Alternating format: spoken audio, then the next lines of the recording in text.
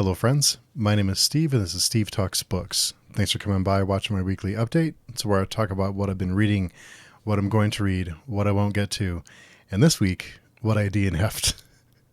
We'll get to that here in a minute, but if you'd like to connect with me, the best place is on our website at pagechewing.com. I can also be found on Twitter at Steve Talks Books, or also on Vero at that one MFer. I'm trying not to laugh. I laugh every week when I say that name. It's just pretty funny. So let's get into what I read last week. So last week I did start A Little Hatred by Joe Abercrombie, and I think I've mentioned before that I struggled through the standalones, and I was hoping that after the standalones, having a new trilogy to get into, I thought I'm going to be able to sink my teeth into it again. I'm going to get back into that world, and I'm going to be able to kind of start where catch up where I left off from the original trilogy. So I started A Little Hatred on audiobook. And for the first little bit, I enjoyed it. There's some funny parts in there that made me laugh. But I just keep coming back to the way I felt when I finished the first Law trilogy, the original trilogy. There's certain character quirks that Abercrombie gives his characters that at first it's funny and it's charming and it's endearing. And then by the end of the trilogy, I was just tired of the little quirks, the things they did over and over, the things they said over and over. It just wasn't funny anymore, and it just became kind of annoying by the end of the third book. And through the trilogies, I noticed a few other things that the characters to me just felt very similar. There's certain cutouts, and it seems like they all fit a certain cutout. Like they were all the same person. They didn't seem like different people. They all seemed the same. Not that all the characters felt the same, but there's certain ones that just felt like copies of other characters.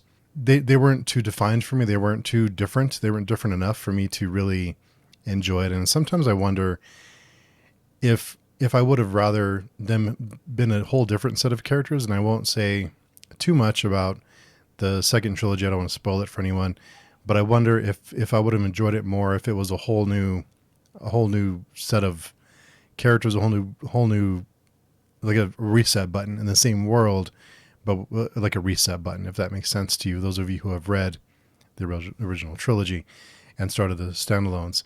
So I got into it, and there were some other things that I noticed, like there's some phrases that get used over and over, and there's some words that get used over and over, and it gets repeated so many times that I just started to, when I first read them in the original trilogy, I really enjoyed it. I thought, well, that's a great description, and then it gets used over and over again, and it started, like I said, it just starts to become tiresome. So I was listening to it on audio, and I thought, I'm just not enjoying this. Let me try it in physical. So I sat down, I started reading, and I just couldn't get into it. I just couldn't sink my teeth into it. I couldn't wrap my arms around it and embrace the world in the book. So I thought, well, I'll take a break. I'm going to read Dog Meat by Priscilla Bettis. So I put down A Little Hatred, picked up Dog Meat. And Dog Meat, I wasn't sure what to expect. I didn't, for those of you who have been around a while, you know that I don't usually read the synopsis for most books. I just kind of go into it not knowing anything. So I went into it not knowing what the title meant, not knowing what the book was about. And wow, I'm a big dog person. I have 5 dogs. We have 5 dogs, and I'm a huge pet person. So this was kind of a rough read for me. It was great because all the characters felt really defined in a really short period of time.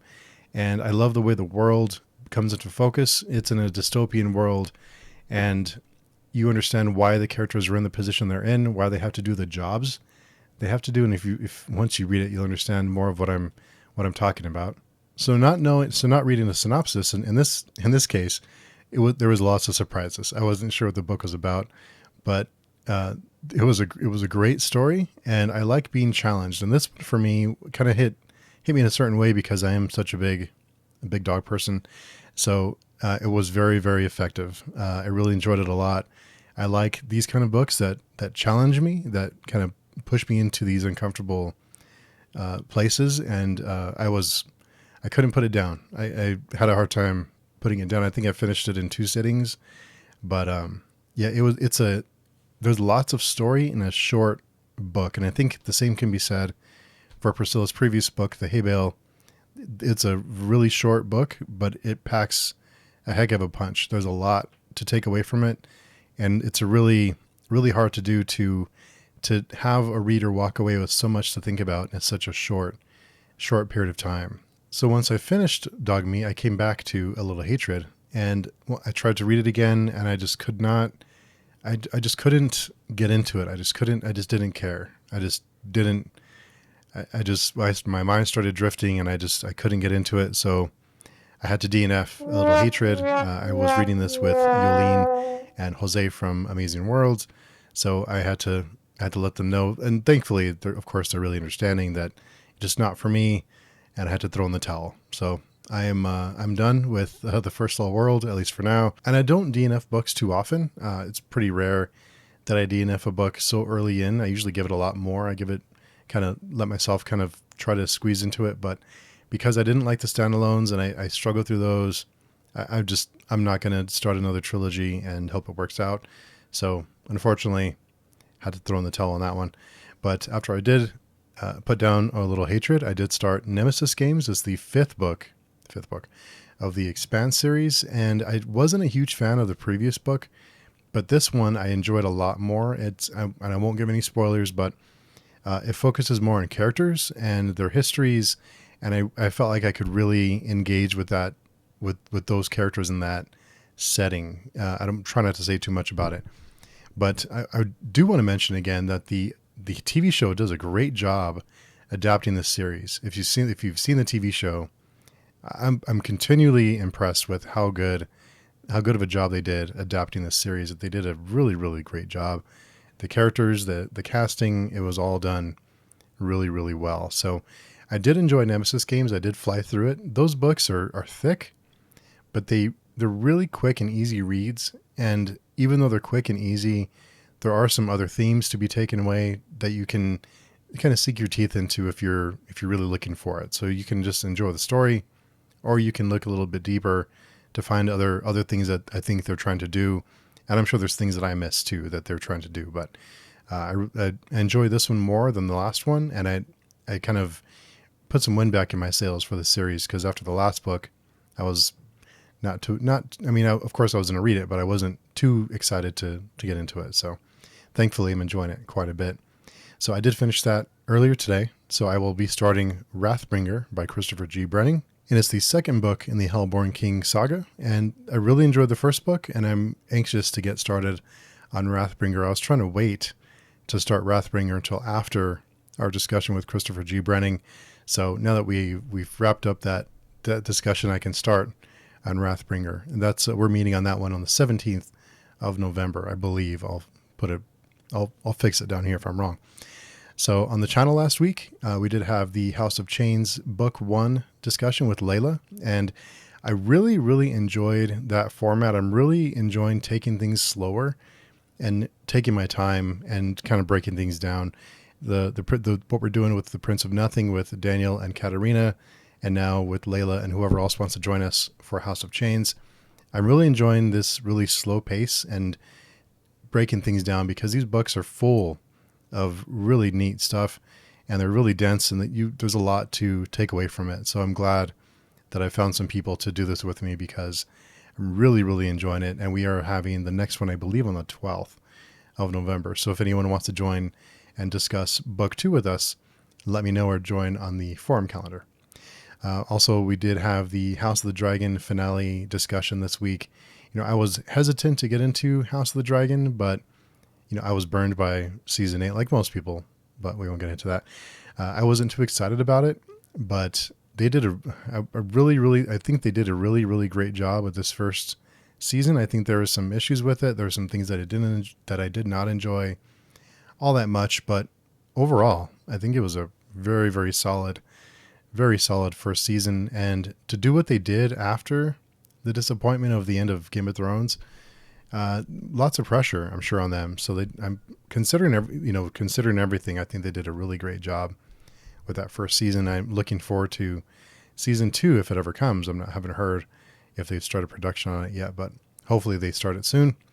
We did also have the Friday conversation with Mike Thorne, Neil Howell, and Randy Nichols Schroeder. I don't, and I told Mike this after we recorded. I think I've mentioned this before, but I rarely get nervous talking to other, like authors or other booktubers anymore. I usually don't get nervous, but whenever I talk to Mike, he's the nicest guy, but I always get nervous talking to him. I always feel like I'm going to say something stupid. So I always get nervous, and he's like the most pleasant person.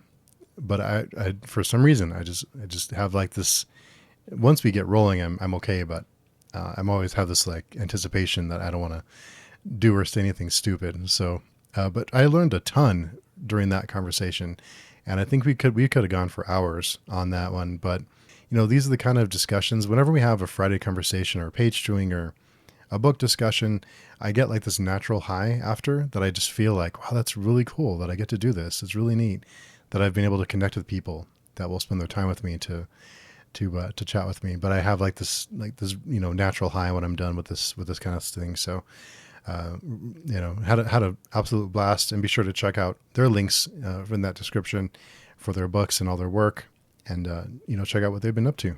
And on Friday, we did wrap up The Warrior Prophet with Daniel and Katarina. We did record that a couple of weeks ago, and we were taking 2 weeks off, so there won't be a 1,000 Full Thought video on the channel this week because we're recording it on Friday. So it'll be the following week. So there'll be a 1 week break on YouTube, or the podcast has had a 2 week break because it was a little bit ahead. But we are starting the 1,000 Full Thought and recording that on Friday. So that'll be on the podcast, but won't be on YouTube until the following week. But The Warrior Prophet, I plan to do a review for that. That last little bit, I won't say too much, but that last little bit is going to stick with me for a while. Then on Saturday, we did have the Hellborn King discussion with Christopher G. Brenning and Chris Moen. Blaze from Under the Radar SSF Books wasn't able to make it, unfortunately, but we had a great time breaking down the Hellborn King. We talked about what went into the book, some of the deaths, and some of the people who were originally going to die that didn't die, and some other things. And I think it's always great to get this kind of backstage look at what went into the book and kind of decisions that were made or feedback that changed certain decisions. So had a really great time, and thanks to everyone who has come by for the live streams, whether the Friday conversation or the Hellborn King discussion, and interacted with us, because it adds another layer of just discussion, of interaction, of immersion, to have people come by and to interact. So thanks to all of you who do that. It means a lot that you come by to hang out with us. Also want to mention that we do have the Friday conversation this week. I want to focus on reviews and kind of pick brains of some reviewers on what goes into reviews and kind of their process, how they approach reviews. That'll be kind of the focus, and then I'm sure we'll get on 1,000 other topics. But this week we will have Yolene Reads and Matt's fantasy book reviews. We do have a couple of invites out for a couple of others, but I haven't heard back yet. So as soon as I hear back, I will let everyone know who will be attending. But I do have at least one more guest that will be joining us. And speaking of the Friday conversation, we are coming up on episode 50. It'll be in a couple of weeks. And I've been throwing around this idea of having just like an open stream for several hours, like I don't want to say marathon, but maybe one in the early morning U.S. time for our UK friends and friends on the other side of the world to come by and to interact. I was going to give it like an open invite to anyone who's been on a Friday conversation before, and just send them the link and say, drop by if you want to, for as long as you want. I'll be here. But I'm not sure how that's going to work out yet. I'm still kind of figuring that all out. But let me know what you think about just having like an open stream, and then people who have come in the past on the Friday conversation to just kind of hang out and just do whatever. I think that might be kind of fun. Not sure how it's going to all fit, but that's kind of my idea at the moment. But I'll be sure and let everyone know when that kind of gets settled. And we do have a bunch of read-alongs going on and discussions. Any of these discussions or read-alongs or group reads I talk about, all that can be found on the forum. So be sure and check it out. Check out the forum calendar, RSVP for events you want to go to. They're open to whoever wants to join. Just let me know there that you want to join, save your spot, because that's where I post all the StreamYard links. That's where we organize everything. It's a lot easier on me to organize on one person in one place than it is to organize on so many different platforms. So if you'd like to join anything that I'm talking about, it can all be found on our forum. So my question to all of you this week is something that I've been seeing some discussions about lately, and I'll get to that here in a second. But some of the discussions I've been hearing lately, some cases that some people were making is that if you aren't a fan of the source material, you should not be the person who adapts it. And I don't know that I agree with that. I think if you can adapt something, if you're talented and can take the source material and adapt it to another medium, then you don't have to be a fan to adapt something. I think having a fan of the source material there's some pros and cons. I think a pro is that you understand what other fans want and you're able to give that to the fan base, or to, like a wink and a nod, things that maybe non-fans may not be familiar with. Then it's kind of neat to kind of throw that bone to the fans and say like, hey, I see you and thanks for your support kind of thing. But also I wonder if being a fan, if you're too close to the material, if you're too personally connected, if that will affect your decision making, if maybe that's a detriment instead of it being something that is positive. So let me know down below. Do you think you have to be a fan of the source material to adapt it, and why or why not? Let me know down below. Also, the reason I bring this up is because Henry Cavill, just saw on Saturday, he is no longer Geralt on The Witcher. He's been replaced with another actor, the Hemsworth. I forget his name. I'll put it down below. But he will no longer be Geralt after season 3, I believe. There'll be a new Geralt, which I'm not sure how they're going to pull that off, because he was a great Geralt, and he is Geralt. I think it probably has something to do with Cavill signing on, or there's more Superman movies coming. So I'm excited that there's more Superman movies being made, but not so much that he's not going to return to The Witcher. So before I go, I wanted to share a couple of items of book mail I received this week. I did receive a surprise letter from our friend Pax at Pax Panic, right here with this little pumpkin, and it's a card, and inside the card, Happy Halloween. Thank you, Pax, for the Halloween treat. Thanks for sending this over my way. It's cool to get mail. It's neat. It's neat to get mail. So thank you, Pax, for the happy Halloween wishes. I also did receive this week, because I'd won a giveaway on Twitter for The Trials of Ashmouth by John Palladino. He did send me a hard copy. So thank you, John. We are going to be reading this one before the end of the year, and hopefully meeting with John to discuss it. So I've heard a ton of great things about it being a great grimdark book. So you guys know I'm a sucker for that. And also I did receive this copy of Children of Gods and Fighting Men by Shauna Lawless. It is a beautiful hardcover book. I'm a little bit afraid to read it because it's so nice. But I did already buy it on ebook, so I will probably primarily read it there and then tab this one and keep this in pristine condition. But it's just a great cover and just a beautiful presentation. So looking forward to getting into that too. Thank you to everyone who sent over some items to me. It's great getting something in that P.O. box. Great stuff. So let me know how you're doing below. I'd love to hear about it. Thank you again for coming by to hear about my week. I'd love to hear about your week. What do you have planned? What did you do last week? What are you going to do this week? Let me know what your plans are for Halloween, if you do have any, and what you're most looking forward to. Hope you're all doing great. Thanks again for coming by and listening to me talk about books and TV shows and other random stuff. Thank you again, and until next time, we'll talk to you soon.